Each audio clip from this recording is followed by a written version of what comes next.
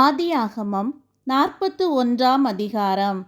2 வருஷம் சென்ற பின்பு பார்வோன் ஒரு சொப்பனம் கண்டான். அது என்னவென்றால், அவன் நதியண்டையிலே நின்று கொண்டிருந்தான். அப்பொழுது அழகும் புஷ்டியுமான 7 பசுக்கள் நதியிலிருந்து ஏறி வந்து புல் மேய்ந்தது.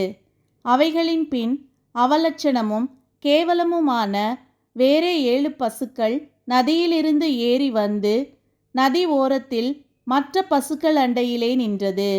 அவலட்சணமும் கேவலமுமான பசுக்கள் அழகும் புஷ்டியுமான 7 பசுக்களையும் பட்சித்து போட்டது. இப்படி பார்வோன் கண்டு விழித்து கொண்டான். மறுபடியும் அவன் நித்திரை செய்து 2ஆம் விசை ஒரு சொப்பனம் கண்டான்.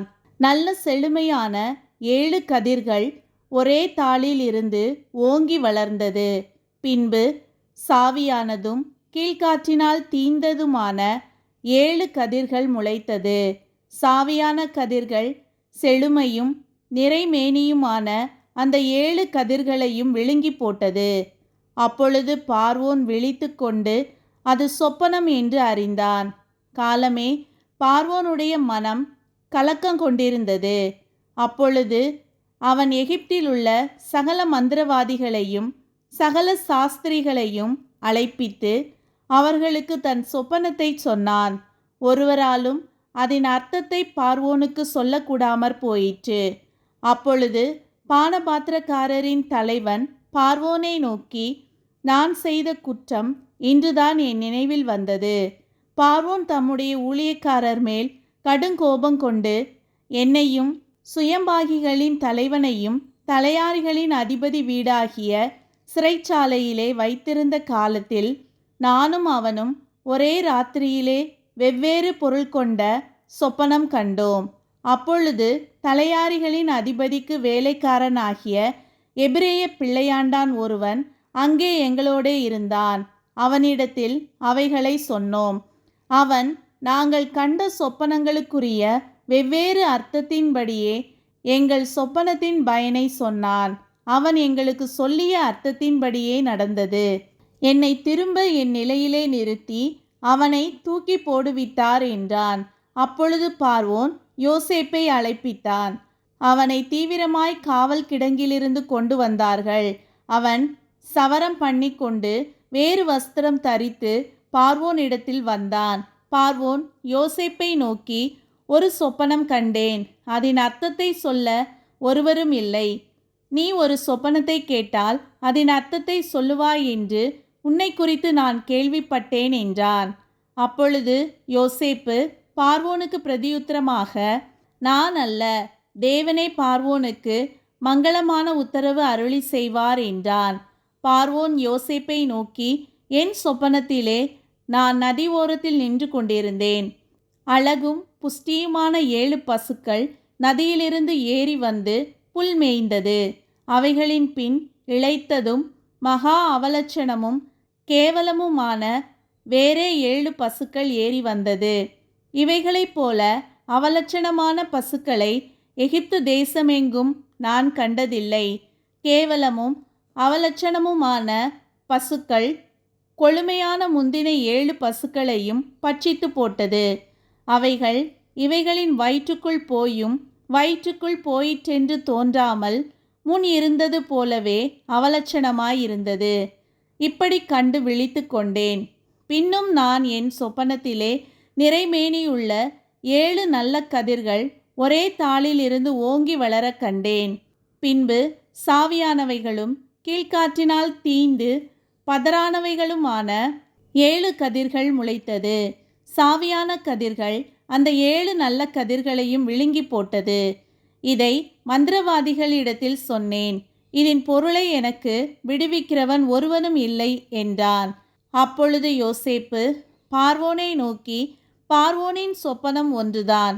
தேவன் தாம் செய்ய போகிறது இன்னதென்று பார்வோனுக்கு அறிவித்திருக்கிறார். அந்த 7 நல்ல பசுக்களும் 7 வருஷமாம். அந்த 7 நல்ல கதிர்களும் 7 வருஷமாம். சொப்பனம் ஒன்றே. அவைகளின் பின் ஏறி வந்த கேவலமும் அவலட்சணமுமான 7 பசுக்களும் 7 வருஷமாம்.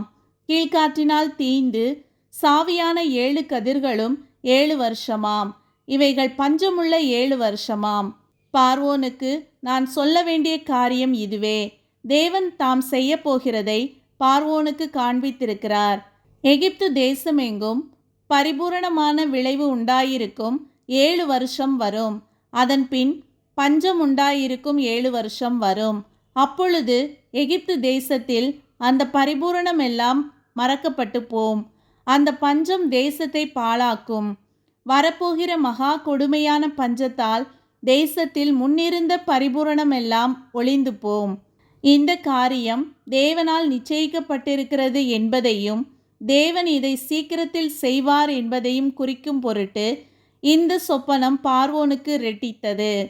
ஆகையால் விவேகமும் ஞானமும் உள்ள ஒரு மனுஷனை தேடி அவனை எகிப்து தேசத்துக்கு அதிகாரியாக பார்வோன் ஏற்படுத்துவாராக. இப்படி பார்வோன் செய்து தேசத்தின் மேல் விசாரணைக்காரரை வைத்து பரிபூரணமுள்ள 7 வருஷங்களில் எகிப்து தேசத்திலே விளையும் விளைச்சலில் 1/5 பங்கை வாங்கும்படி செய்வாராக. அவர்கள் வரப்போகிற நல்ல வருஷங்களில் விளையும் தானியங்களையெல்லாம் சேர்த்து பட்டணங்களில் ஆகாரம் உண்டாயிருக்கும்படிக்கு பார்வோனுடைய அதிகாரத்துக்குள்ளாக தானியங்களை பத்திரப்படுத்தி வைத்து வைப்பார்களாக. தேசம் பஞ்சத்தினால் அழிந்து போகாதபடிக்கு அந்த தானியம் இனி எகிப்து தேசத்தில் உண்டாகும் பஞ்சமுள்ள 7 வருஷங்களுக்காக தேசத்திற்கு ஒரு வைப்பாயிருப்பதாக என்றான். இந்த வார்த்தை பார்வோனுடைய பார்வைக்கும் அவன் ஊழியக்காரர் எல்லாருடைய பார்வைக்கும் நன்றாய் கண்டது. அப்பொழுது பார்வோன் தன் ஊழியக்காரரை நோக்கி, தேவ ஆவியை பெற்ற இந்த மனுஷனைப் போல வேறொருவன் உண்டோ என்றான். பின்பு பார்வோன் யோசேப்பை நோக்கி, தேவன் இவை எல்லாவற்றையும் உனக்கு வெளிப்படுத்தி இருக்கிறபடியால் உன்னைப் போல விவேகமும் ஞானமும் உள்ளவன் வேறொருவனும் இல்லை. நீ என் அரமனைக்கு அதிகாரியாய் இருப்பாய். உன் வாக்கின்படியே என் ஜனங்கள் எல்லாரும் அடங்கி நடக்க கடவர்கள். சிங்காசனத்தில் மாத்திரம் உன்னிலும் நான் பெரியவனாயிருப்பேன் என்றான். பின்னும் பார்வோன் யோசேப்பை நோக்கி, பார், எகிப்து தேசம் முழுமைக்கும் உன்னை அதிகாரியாக்கினேன் என்று சொல்லி பார்வோன் தன் கையில் போட்டிருந்த தன் முத்திரை மோதிரத்தை கழற்றி அதை யோசேப்பின் கையிலே போட்டு மெல்லிய வஸ்திரங்களை அவனுக்கு உடுத்தி பொன் சரப்பணியை அவன் கழுத்திலே தரித்து தன்னுடைய 2ஆம் இரதத்தின் மேல் அவனை ஏற்றி தெண்டனிட்டு பணியுங்கள் என்று அவனுக்கு முன்பாக கூறுவித்து எகிப்து தேசம் முழுமைக்கும் அவனை அதிகாரியாக்கினான். பின்னும் பார்வோன் யோசேப்பை நோக்கி, நான் பார்வோன், ஆனாலும் எகிப்து தேசத்தில் உள்ளவர்களில் ஒருவனும் உன் உத்தரவில்லாமல் தன் கையையாவது தன் காலையாவது அசைக்கக்கூடாது என்றான். மேலும் பார்வோன் யோசேப்புக்கு சாப்நாத் பன்னேயா என்கிற பெயரையிட்டு ஓன் பட்டணத்து ஆசாரியனாகிய போத்திப்ராவின் குமாரத்தியாகிய ஆஸ்நாத்தை அவனுக்கு மனைவியாக கொடுத்தான். யோசேப்பு எகிப்து தேசத்தை சுற்றி பார்க்கும்படி புறப்பட்டான். யோசேப்பு எகிப்தின் ராஜாவாகிய பார்வோனுக்கு முன்பாக நிற்கும்போது 30 வயதாயிருந்தான். யோசேப்பு பார்வோனுடைய சந்நிதியிலிருந்து புறப்பட்டு எகிப்து தேசம் எங்கும் போய் சுற்றி பார்த்தான். பரிபூரணமுள்ள 7 வருஷங்களிலும் பூமி மிகுதியான பலனை கொடுத்தது. 7 வருஷங்களில் எகிப்து தேசத்தில் விளைந்த தானியங்களை எல்லாம் அவன் சேர்த்து அந்த தானியங்களை பட்டணங்களில் கட்டி வைத்தான். அந்தந்த பட்டணத்தில் அதினதின் சுற்றுப்புறத்து தானியங்களை கட்டி வைத்தான். இப்படி யோசேப்பு அளவிறந்ததாய் கடற்கரை மணலை போல மிகுதியாக தானியத்தை சேர்த்து வைத்தான். அது அளவுக்கு அடங்காததாயிருந்தது. பஞ்சமுள்ள வருஷங்கள் வருவதற்கு முன்னே யோசேப்புக்கு 2 குமாரர் பிறந்தார்கள். அவர்களை ஓன் பட்டணத்து ஆசாரியனாகிய போத்திபிராவின் குமாரத்தியாகிய ஆஸ்நாத்து அவனுக்கு பெற்றாள். யோசேப்பு, என் வருத்தம் யாவையும் என் தகப்பனுடைய குடும்பம் அனைத்தையும் நான் மறக்கும்படி தேவன் பண்ணினார் என்று சொல்லி மூத்தவனுக்கு மனாசே என்று பெயரிட்டான். நான் சிறுமைப்பட்டிருந்த தேசத்தில் தேவன் என்னை பலுக பண்ணினார் என்று சொல்லி இளையவனுக்கு எப்ராயிம் என்று பெயரிட்டான்.